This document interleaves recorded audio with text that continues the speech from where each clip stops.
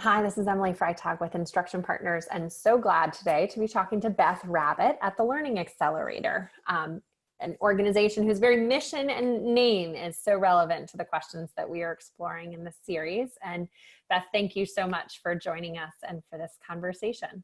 Start by bringing us in on your own personal journey as a learner and what that has taught you about learning and what that informs in your work as an educator. Yeah, so my personal story of learning is why I do the work that I do. I was in many ways, an atypical learner. So I was a high mobility student. So while I grew up in a family that had access to a lot of resources, white, first language was English, solidly upper middle class, my family moved a lot. We moved all over the country. I went to 5 different schools between the end of middle school and graduation of high school. And my experience with learning was pretty chaotic. I was often thrown into new schools in new states mid-year. And to be candid, my teachers, who were all working very hard and had my best interest in mind, didn't really know much about me. But I actually didn't know much about myself either. I didn't have a great picture of who I was as a learner, let alone what I knew or didn't know. And there was no common roadmap for mastery. And so I entered schools with a transcript, but that transcript said very little about what I could do, what my skills were, and also didn't really help anyone understand what I uniquely needed. I was also a student with learning differences. I was pretty disorganized. And so there were some parts of my education that were a little bit laughable. I read Ethan Frome 4 times. Get much into the metaphors of the dying vine on the porch. There were other things that I didn't get any exposure to. So in my middle school and secondary career, I never studied any history before 1890. And you know, those examples aren't actually catastrophic. I had great, like I said, really good resources to solve gaps, but in some cases they were pretty damaging. Particularly in math, where I was navigating across systems with very different expectations, no common language. And by the time I hit high school, actually had really huge gaps in what I knew, what I didn't know, that started to infiltrate to other subjects like science. And I didn't have a language, and my teachers didn't have a language for how to help me. So all in all, schooling was really confusing. And I think I left school with the expectation that it was all about performance. I quickly land, understand the bar, try to aim as high as possible because I came from a family that also expected college. And there was very little, like in the way of actual support or understanding or self-knowledge that I developed. And so by the time I reached college, which I did get into, thankfully, I got really interested in what our public education systems were. You know, was my experience normal? Was it abnormal? What did most people experience, particularly in a college where I was surrounded by folks where it was pretty evident where some of my gaps in learning were? And what I realized was that my experience of being a student who was forced to flex to a lot of systems that didn't fit me, not at all abnormal for many kids in this country, particularly those who are highly mobile, but also for those who experience a lot of inequity in their educational experience overall, for those who perhaps are the children of migrant workers, for kids whose language is not English. And what was abnormal, though, was my outcome. And that outcome was very much made possible by my resources, my race, the quality of schools that I was being thrown into. That is completely unacceptable. We have to design systems of schools that can flex the uniqueness and deliver excellence for every single child in this country. And that's what my career is all about. And that's in particular right now why I feel even more urgency than I did before to find ways to help students and teachers better know and understand what has happened in a student's learning process, not just their learning process that relates to mastery of standards, but also their learning process that relates to themselves and the skills that they have and will need to be successful in their futures as adults in whatever they want to do. And that's why I'm here today. Well, bring us in on that experience and the lessons that you have found across working with educators and with schools. What do you think we know that works? We're searching in this series to understand what we can rely on as we plan for this challenging future of schooling. Yeah, and I should say I've been really blessed over the last 7 years at the Learning Accelerator to get to work alongside a lot of incredible educators and support organizations and leaders. Our work is all about partnering with educators who are trying to solve really gnarly, complex problems of practice, understanding the strategies that are emerging from their attempts to support children in getting what they need to fulfill their unique potential, and networking learning about that work so that we can share as openly, as broadly as possible to accelerate learning at the national scale. They have let us in to stories of success, but also stories of learning and failure. And I'm super grateful to have anything that I share today actually be things that I got to learn from teachers. I'm also highly cognizant that everything I share today relate to things that I've learned from educators because of my position of privilege. And so I just want to say that the solutions that I might share come from their hard work and their community's hard work. So things that we believe could be particularly important at this moment in time, particularly given the situation that we're facing, which, to be explicit, is a level of dynamic need that we have never, I think, faced at a national level before. Mm-hmm. Not only did schools close very, very quickly, but schools closed without a level of equity of infrastructure for serving all students well, and without, frankly, a lot of idea about what the future would hold. Mm-hmm. It's becoming more and more obvious that we actually don't know what the fall of 2020 is going to look like. We don't mm-hmm. actually know what the spring of 2021 is going to look like. Mm-hmm. And our systems of schools are going to have to prepare in a way to be even more flexible than they've ever been to mm-hmm. understanding where every kid is and getting every kid on a pathway to success. Mm-hmm. That pathway to success is going to include academic standards and understanding what has happened.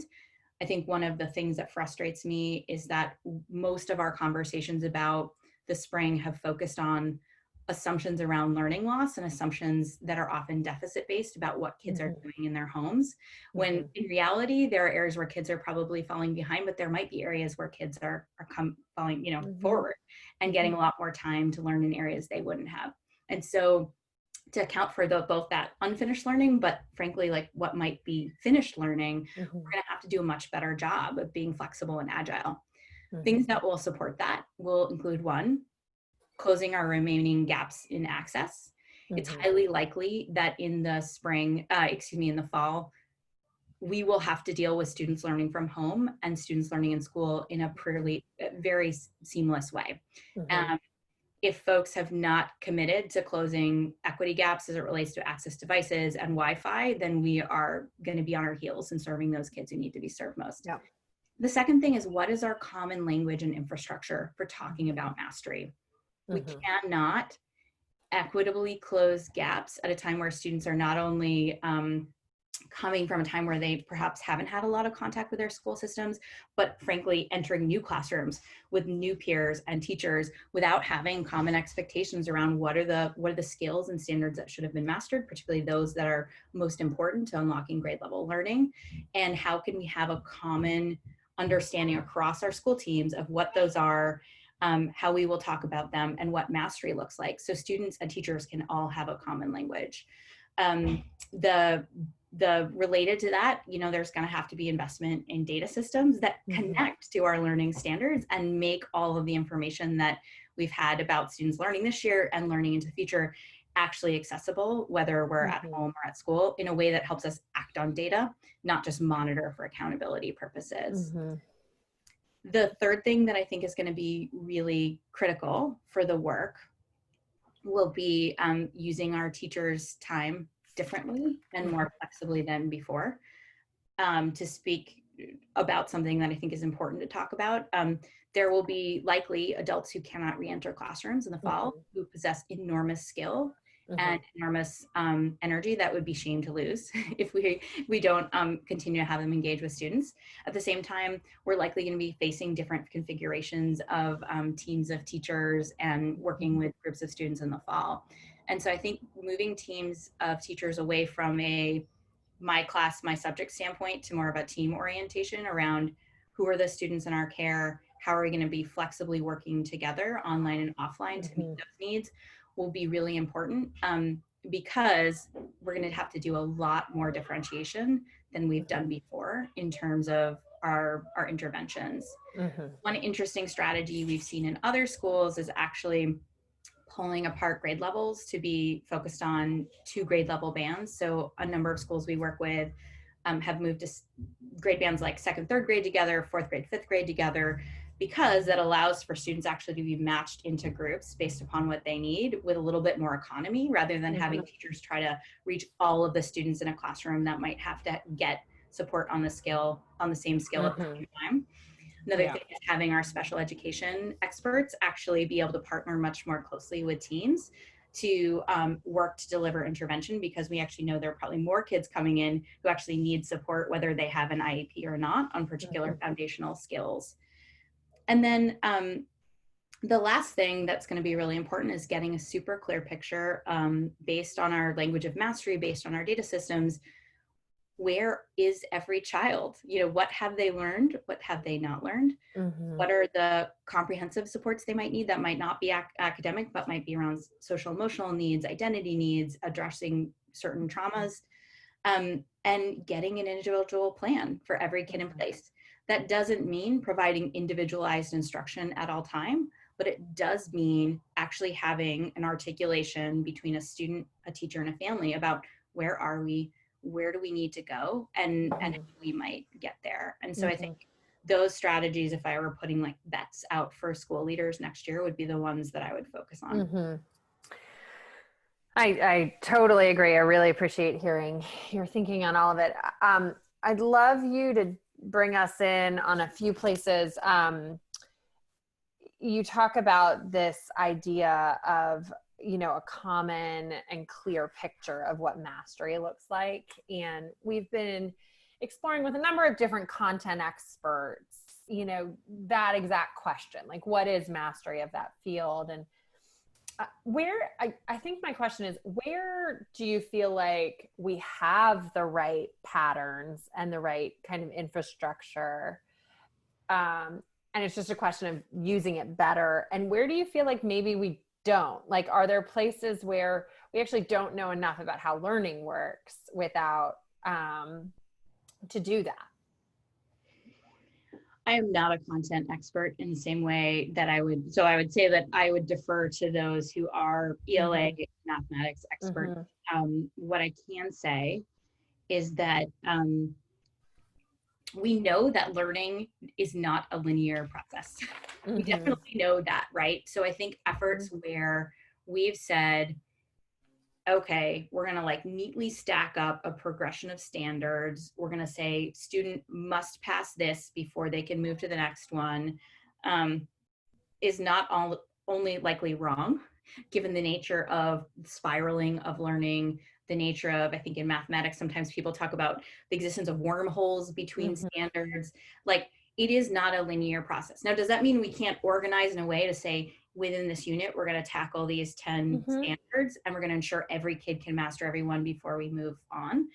That's not to say that we wouldn't do that, but I do think that the notion of putting kids onto a pathway where they have to march through every standard before they're allowed to get up to higher grade level tasks with their peers is a both faulty metaphor and is one that will contribute to greater inequity.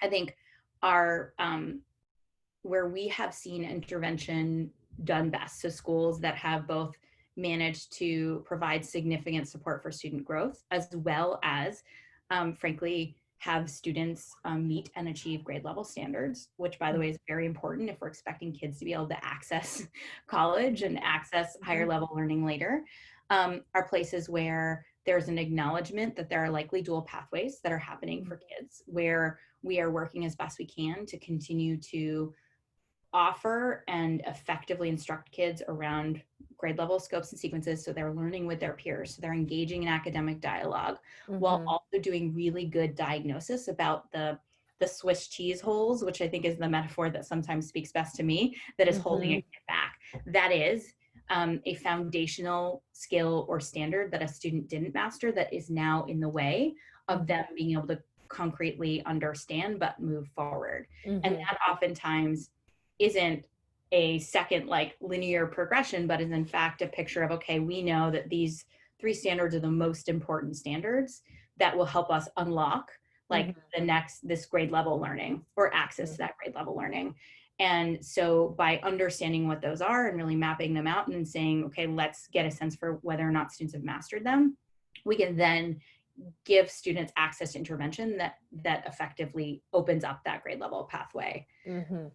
For some students, they're going to be potentially a lot of foundational material that maybe they are missing. We as educators have to make decisions about which standards do we value, do we think are most important.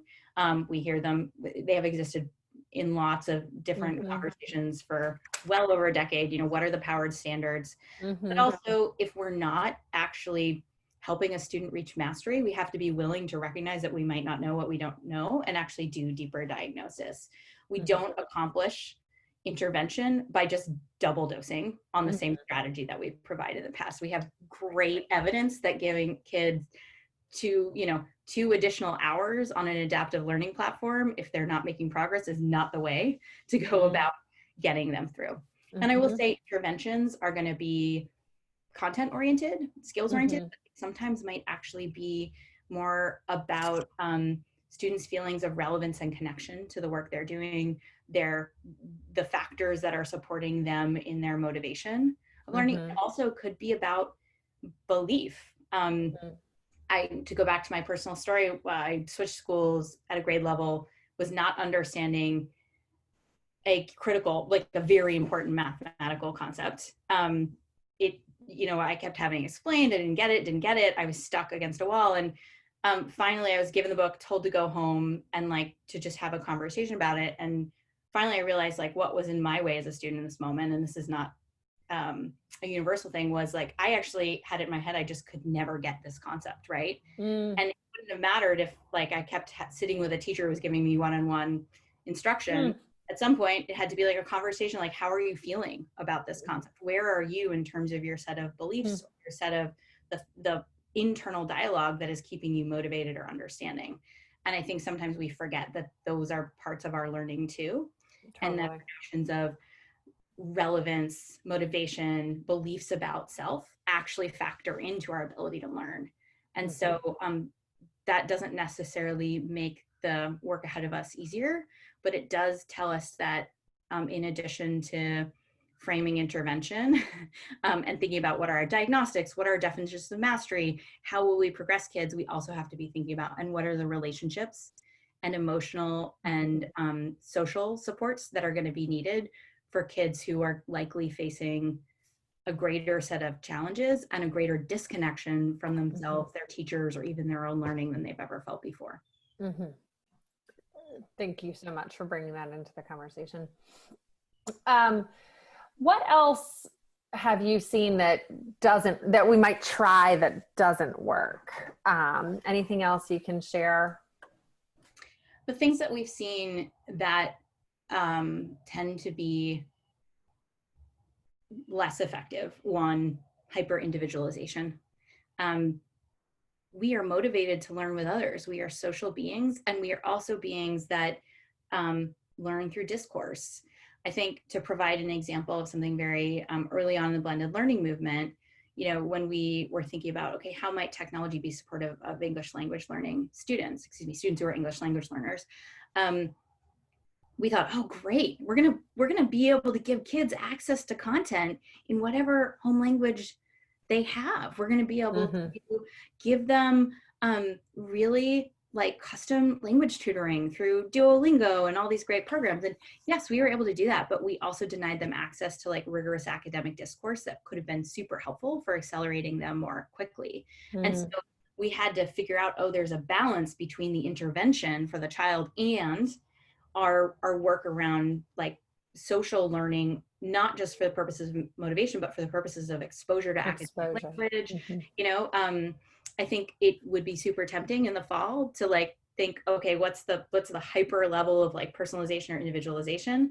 But in reality, we really have to balance it. Similarly, you know, we have to be willing. The other place where I see errors come up is when we over rely on some data because we define it as objective and not on other data, and fail to triangulate between what students are telling us, what teachers are telling us, and perhaps what an assessment or a data system is telling us.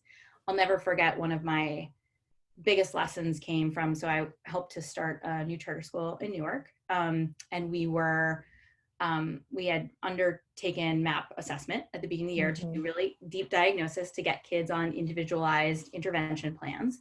And I remember sitting with a student who was like really disengaged, super disengaged. And he was just clicking and he kept saying like, Miss Rabbitt, like this is too easy for me. This is too easy for me.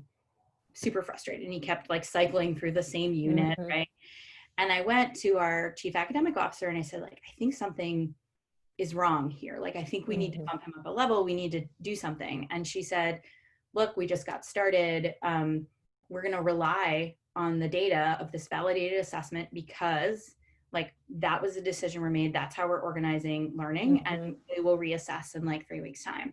Well, guess what? Spending 3 weeks doing work that is below your level of ability on your own is super demotivating, and it is unfair to kids. And so I look back on that mistake we made because he did really well on the next assessment, and we realized like, wow, we've just wasted his time. Conversely, to provide, so we shouldn't have trusted the data. Conversely, or the technology. Conversely, I look at my daughter who is 6. She entered kindergarten last fall and had such acute anxiety around being tested by her teachers. They're doing one-on-one assessment that the only answer she could give to her comprehension questions and reading was, I don't know. You know, she sat tutor I don't know. The teachers were like, you know, we really think that she can do more. We cannot move forward until we see this evidence. They sent her home with a math tool or with a reading tool. Lo and behold, like totally fine. But because district policy required that she demonstrate the skill to the teachers in the format of that one-on-one assessment, she wasn't allowed to do any higher level work. That mistake where we over relied on the human data didn't and failed to look at what data could come from, say, an adaptive language platform, also was a mistake. My child is actually, she's in a household of books. It wasn't that big a deal, but for a lot of kids, that would be a big mistake. And so this is a very long-winded way of saying we have to be willing to look at data with complexity in mind and do the triangulation and listen to our instincts as educators too when we know something is wrong, because kids will give us data when something is wrong, and oftentimes it will be in the form of not academic data but behavioral information they're providing us back and what they're saying to us in the classroom. And that's why I can't just do an NWA assessment and just say, great, here's your playlist for the entire fall, kids, check back in. Right. And we'll check back in January. I mean, it's I had a conversation last week with Scott Marion about, you know, the risks of assessment and the risks of really even this notion of diagnosing, you know, and I think this both and is so clear. We need some data, but it's really a very human interaction, this teaching thing. And we have to keep that front and center. And we have to keep that front and center, even if we are not going to get to be in person. And I think that speaks to some real work we need to do as a community to figure out how do we engage with students online or over the phone, and also equitably as it relates to where our efforts are going. So if there are kids who are struggling, if there are kids for whom we're not seeing progress, we actually need to double down as much on our relational work with them and our connecting work as we do on our, academic intervention work, because likely in these environments, in these times, those two things are highly related. And so important for a principal to know how successfully that's happening between students and teachers, as an enabler for everything else. Yeah. And between students and students, I think there's some great research around online presence, social presencing, and how important it is in online learning environments. And there are two types of social presence that really matter: a sense of teacher presence. Like I actually believe that there is a human being that I'm speaking to, that I'm being held accountable to, that I'm relating to. Turns out videos actually don't provide that in and of themselves, and commitment to my peers and my peer presence. And we've got to do both of those things. And sometimes, by the way, that doesn't happen in in-person classrooms either. We have plenty of classrooms where that hasn't been prioritized. Yeah, so true. Any final thoughts you want to share with us and just thoughts on what leaders need to be thinking about as they prepare to go back to school? Yeah, I think that the most important thing that I am thinking about right now, and I think that we're asking folks in our communities to think about, is not the what of those solutions, but the values we're gonna lead with. So often, particularly in this moment where we are presented with such technical challenge as we are in the fall, not just as it relates to remote learning, not just as it relates to intervention, but how are we going to get kids into school safely? How are we going to practice social distancing? Like, there are such huge technical challenges ahead of us. It's easy to jump to what we will do. Equally as important is the why we will do it, which should feed into the how we decide to do it. TLA has done a lot of work with district leaders trying to understand their pathways to scaling innovation. And it's not that there's one common roadmap for folks. It's that there are common tensions that we're navigating together. Do we go fast? Do we go slow? Where do we prioritize our effort towards readiness or towards need? How much do we centralize versus decentralize? How much do we focus on what is emerging as best practice versus lessons we're learning through failure? And the thing that's hard about any one of those things is neither is right? Like both are equally important, but they live in tension. And the only way we as communities can make good decisions is to have open conversations about what we value and how what we value and what we seek to maximize will actually translate to our decision making around how we're going to work together. And then ultimately what solutions might work given those other decisions. And particularly in a time when we're acting urgently, when we are fatigued, it is easy to want to just jump to, like, let's just get it done. And I think that we've got to ensure that design choices we're making actually align with our aspirations for education and what we want for kids. Absolutely. And that will end up in the wrong place.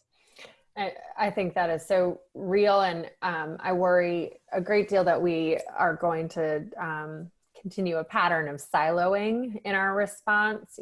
Here's our committee that is working on reopening schools. Here's our committee that's working on anti-racist action. And I think, we're only going to dismantle challenges in our schools in the context of this moment in time. And so it is really very much the same work. I think values and clarity about aspirations are so critical. And thank you for elevating that. You're welcome. Any final thoughts, Beth? Anyone we should be learning from? Anyone we should be learning from? Oh, so many folks we should be learning from. The one thing I will say is and this is probably not exactly what you want to hear, but I do think we are not doing the best job of learning from students and families right now. I'm seeing a lot of great analyses come out from organizations such as mine, such as yours, around what we find and what's not working. I think it's super important. We actually also talk to families and students about what's working and what's not working, how what they want should shape the fall, and to do so in a rigorous way, not just an anecdotal way. So let's not read an op-ed and extrapolate. And by the way, let's actually talk to the communities who should be designing most inclusively with us about like what solutions are happening. And so with that, I would say that, Caroline Hill would be someone perfect to talk to of the 228 Accelerator. She's one of the folks behind Equity by Design. And I know she's written some great stuff about personalization and the pathway forward. There also are some district leaders that might be great to talk to. Kristen Walkus at Dallas ISD has done some of the, I think some of the best stand-up of professional learning within the current situation that we've seen as it relates to onboarding adults, a lot of quick support. Yeah, I mean, I think ultimately, the more we talk to folks who are on the front line, the ground, I have a lot to share. As I said earlier, it's because I've gotten to learn from those folks and frankly benefit like of the knowledge that I've built off of the work that they've done. The more we talk to them, the more we talk to students, the better. Super agree. Thank you so much for joining us in this Rethinking Intervention series. And we look forward to continuing to learn together and with the Learning Accelerator at this important time. Thanks, Beth. Thank you.